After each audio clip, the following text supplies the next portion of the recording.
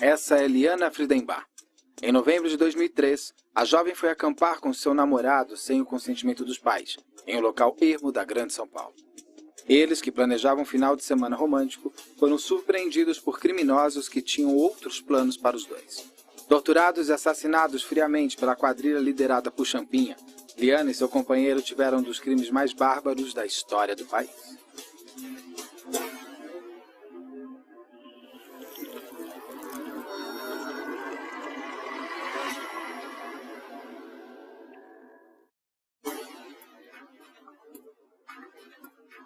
Liana e o namorado acampavam em uma área florestal abandonada em Embu-Guaçu quando foram abordados por Champinha e seu comparsa Pernambuco. O casal, que não tinha muitos pertences e nem dinheiro, foi guiado pelos criminosos até uma casa na região e serviu como cenário para a tragédia que se desenrolaria nos próximos 5 dias. O caso do Champinha é um dos casos enigmáticos que aconteceram dentro da história da criminologia no Brasil, em função de sua brutalidade. E era uma moça de classe média alta, de Jardins, estudante de um colégio famoso. 2 jovens adolescentes que decidiram acampar, né? Estavam se conhecendo, queriam namorar, queriam estar juntos, queriam uma aventura. É muito comum entre jovens fazer isso. De alguma maneira não comunicaram claramente aos pais o que fariam, aonde estariam, e vão para um local ermo, onde se deparam, né, com criminosos dessa magnitude. Mas tiveram o azar de escolherem o lugar errado na hora errada, pois na hora que chegam para o acampamento, na trilha que leva ao sítio, já encontraram um assassino. Uma pessoa completamente perversa, dominadora, ele vê Liana e a quer. E mantém uma ficção de um amor, de um romance, numa casa onde ele a estupra, e ela, num estado de choque, passa a ser uma coadjuvante do cotidiano dele.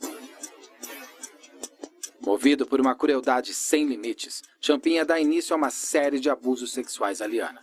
Na primeira noite, o companheiro de Liana foi mantido em cativeiro no quarto ao lado do cômodo onde sua namorada era violentada. Na manhã seguinte, o rapaz foi executado com um tiro na nuca.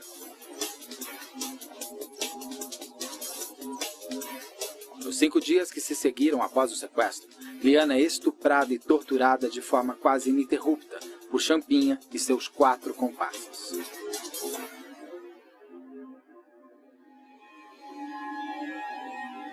E a Liana fica em poder deles, mais especificamente em poder do Champinha. Apesar de muito jovem, o perfil de personalidade dele era extremamente dominante. O alfa, o macho alfa no grupo era ele, o mais jovem.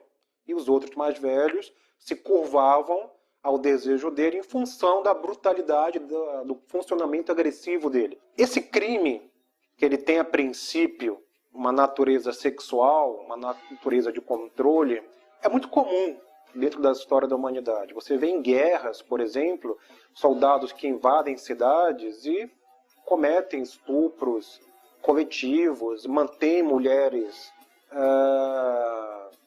vigiadas, mulheres sequestradas, mulheres em seu poder por vários dias enquanto cometem abusos sexuais. Você vê alguns casos de assaltos onde o objeto final era o assalto, era o bem material, e havia uma mulher dentro da casa e é abusada sexualmente, é vitimizada. Então, é um tipo de crime comum, até a página 2. Eis que tem um elemento a mais nesse crime, e esse elemento é o Champinha. A alcunha, rapaz com a alcunha de Champinha. Tanto é que na investigação o irmão relata que o encontra à beira do rio pescando naturalmente com ela do lado, já em estado de choque. E ele faz o seguinte comentário: é minha namorada. Os pseudos psicopatas, tais quais os psicopatas, eles não têm nenhum sentimento superior de piedade, de compaixão, de altruísmo e de arrependimento também.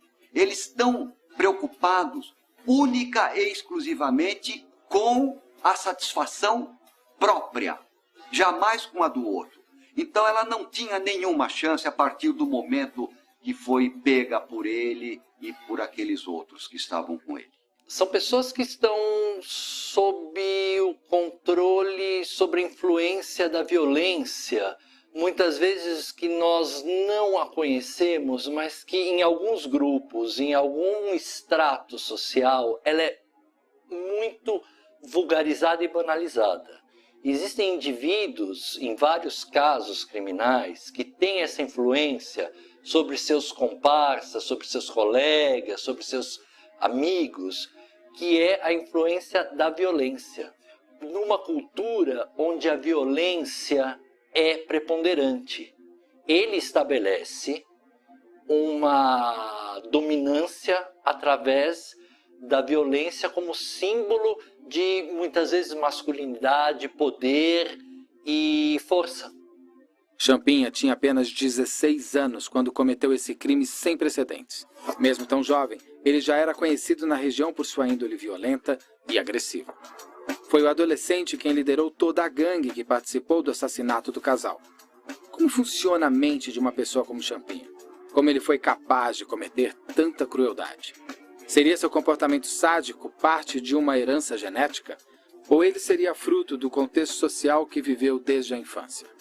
Crimes como o do Champinha, hediondos, bárbaros, cruéis, obrigatoriamente, eles partem de um determinado tipo de mente. Esta patologia que ele apresenta, ela foi descrita na literatura médica como pseudos-psicopatas, que são indivíduos que se comportam como psicopatas, só que são piores, mais cruéis e mais brutais. Eles são capazes de, por exemplo, de até matar a dentadas para disputar um brinquedo com uma criança. Essa pseudopsicopatia tem algumas características. Primeiro, é preciso que haja um ataque ao cérebro, um ataque físico ao cérebro em tenra idade. Então, em tenra idade, o que acontece? Alguma coisa agrediu o cérebro, os neurônios. O que pode agredir? Uma hipóxia, ou seja, uma falta de oxigênio quando nasce, às vezes por cordão circular, uma doença infecciosa da mãe intrauterina que atravessa a barreira placentária e ataca o cérebro, como por exemplo o Zika e a microcefalia. Depois, quando nasce em tenra idade, uma meningite, etc. E no caso do Champinha também há isso. Quando ele nasceu, ele demorou muito para chorar. Ele nasceu roxinho, ou seja, ele teve uma hipóxia.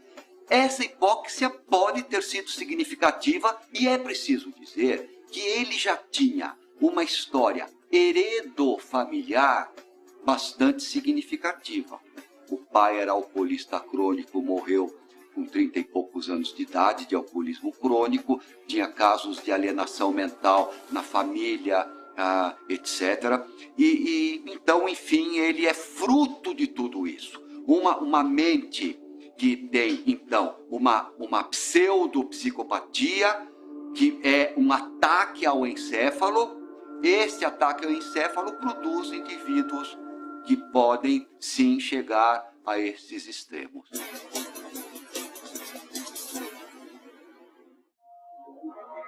O Champinha, ele é um fruto do meio dele, principalmente da natureza dele. Ele não é um produto criado, ele é um produto estimulado. O fato dele ter 16 anos na época do crime também está associado com as questões da própria adolescência, não? Que estão mais afloradas na formação da personalidade do indivíduo e do próprio caráter. Porém, é algo nato ele, com esse cérebro desta natureza, não foi o meio que fez com que ele se tornasse uma pessoa cruel, uma pessoa que agiu com extrema requintes de perversidade da forma como ele agiu. Não. Não é o meio social que cria esses, entre aspas, monstros. Isto aconteceu nele, na carga pessoal, orgânica, constitucional dele. Claro, também é preciso dizer que não são todas as encefalopatias, todos os ataques ao encéfalo que vão produzir pessoas como ele. De forma alguma. Ao contrário, é uma minoria. Mas essa minoria existe. Pela característica de personalidade dele, podemos perceber que temos aqui um embrulho técnico-científico. Falar que ele é um psicopata, na idade que ele tinha, nós entramos num problema técnico-científico referente ao psicodiagnóstico. Por quê? Porque eu só posso afirmar que o indivíduo tem um transtorno da personalidade, nesse caso, a psicopatia, a partir de 18 anos de idade. Poderia se verificar um transtorno de conduta, um transtorno oposicionista, mas não um transtorno da personalidade, visto que ele, enquanto adolescente, ainda estava com um processo de maturação cerebral, um processo de amadurecimento intelectual, um processo de amadurecimento físico, um processo de amadurecimento hormonal, um processo de amadurecimento psicológico. Então, o Champignon estava num processo de amadurecimento. Há uma máxima que, em função de ter problemas, traumas na infância, que Champignon teria tido uma série de abusos e por isso se tornou um criminoso sádico. Não. Ele teve uma infância difícil, sim. Houveram dificuldades no nascimento, mas isso não explica detalhadamente ou isso não configura como uma realidade a personalidade criminosa dele. Ele decidiu ser um criminoso, ele se permitiu ser um criminoso, ele se permitiu quebrar regras, como milhares de criminosos. Após longos dias de tortura, Champignon leva Liana até uma área de mata fechada. Lá, ele a ataca com uma faca com diversas apunhaladas em todo o corpo. Um golpe na cabeça de Liana causa o traumatismo craniano que acaba de vez com toda a possibilidade de Liana ficar viva. No entanto, o terror da garota ainda não tinha chegado ao seu fim. O pai de Liana, inclusive, relata que preferia a filha morta a ter que recuperar o trauma que foi tudo isso. Champignon tinha cometido crimes menores. O crime de natureza mais sádica, significativa, foi esse. Então, ele começa por ali. Talvez, em função disso, ele tenha demorado para agir, estudando a vítima, entendendo o que poderia ser feito. Por que ele não matou no segundo dia? Por que Champignon não matou no terceiro dia? Então isso demonstra também maturidade. Ele está num processo de amadurecimento criminal. Então esse é o grande crime, esse é o primeiro grande crime do Champignon. E com certeza, se ele não fosse preso, haveriam outros. Você vê na história de criminosos em série, ou de assassinos em série, de estupradores em série, as primeiras 2, 3 vítimas até sobrevivem. Até conseguem sobreviver, conseguem fugir, ou simplesmente ele as liberta. Talvez ele tenha considerado libertar a Liana, mas algo deu errado, ele decidiu matá-la. Ele não é um crime premeditado, ele é um crime impulsivo, porém, em algum momento da fantasia dele, ele já deve ter imaginado uma situação semelhante. E ele não para, porque ele não vê problema algum de realizar esse tipo de fantasia. Ele realiza a fantasia dele tal como ele a sente, tal como ele a deseja. E quando ele é perguntado por que você fez isso, por que simplesmente não matar apenas? Por que essa tortura toda? Ele responde, porque eu quis, porque eu tive vontade, porque foi o meu desejo. Do ponto de vista psiquiátrico forense, não existe na literatura mundial casos semelhantes que o indivíduo tenha se recuperado durante a vida. Não é possível, porque ele tem deformidades orgânicas incuráveis. Não é possível uma droga, uma terapia, uma conduta que possa dar a ele aquilo que ele nunca teve, ou seja, o arrependimento do fato, e que possa dar a ele valores éticos e morais que ele nunca teve. Existe um terceiro elemento que também ele nunca terá, que é a ausência de valores superiores de piedade, compaixão e altruísmo. Quem não tem, não existe um remédio, uma terapia que possa reverter tudo isso.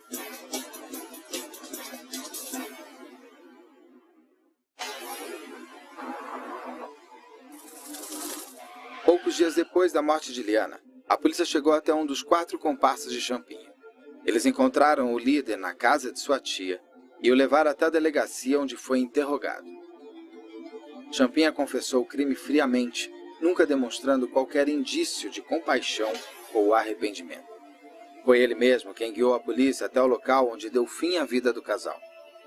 Diante de tamanha crueldade, o país se abalava com um fato perturbador.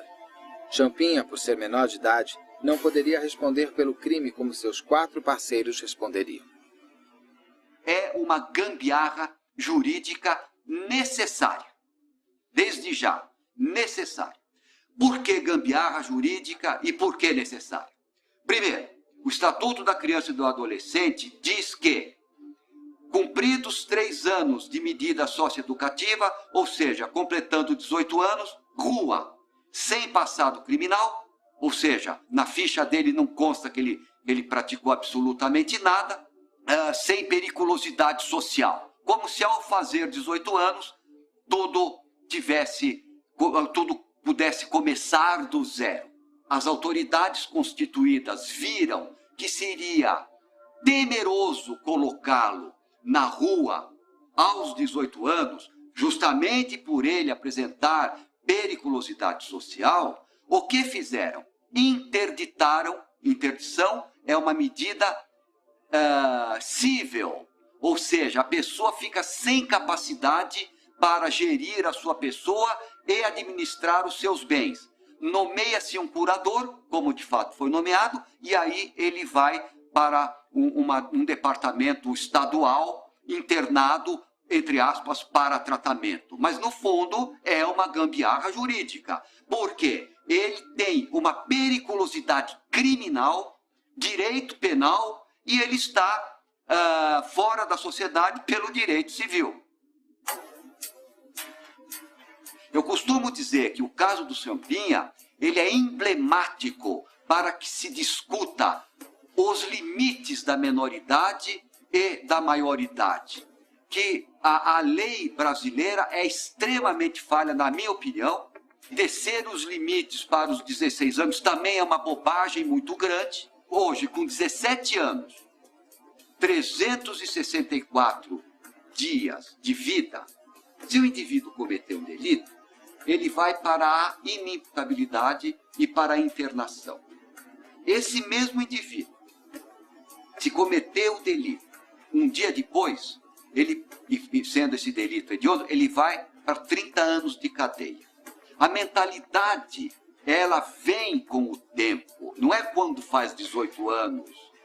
O fruto amadurece aos poucos, os neurônios cerebrais amadurecem aos poucos. Portanto, tirar esse limite dos 18 e cair para os 16 é uma outra bobagem. É preciso que se introduza a correção, na minha maneira de entender, que é médica, é a introdução da semi-imputabilidade.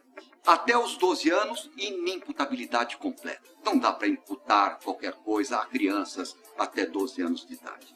Dos 12 em diante, até os 18 anos de idade, a semi-imputabilidade, e dos 18 em diante, a imputabilidade como já existe. E como ficaria do ponto de vista prático? Vamos pegar um adolescente com 14 anos de idade que pratica um delito, um furto, enfim, alguma coisa que ele vai ser julgado como se fosse um criminoso comum, nesse crime pegaria, por exemplo, 6 anos de cadeia.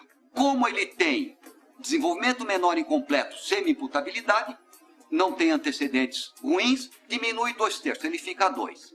Dos 14 aos 16, nesses 2, fica na Fundação Casa e vai para a rua. Se porventura, esse com 16 anos, ele volta a delinquir, e um delito grave, digamos, um homicídio, então ele é julgado como um criminoso comum, e como tem maus antecedentes, ele ou não reduz de 1 a 2/3 e aplica direto uma pena corporal, digamos, de 12 anos, ele vai cumprir os 2 primeiros, até completar 18 anos, na Fundação Casa, e em seguida transferido para um presídio comum até completar sua pena. Um tipo como Champinha, eu não vejo uma salvação, uma regeneração, porque é uma pessoa que exatamente ultrapassa o limite da normalidade. Então, é um indivíduo que vai novamente, por impulso, voltar a agir assim que possível, assim que estiver sob a égide da própria personalidade dele.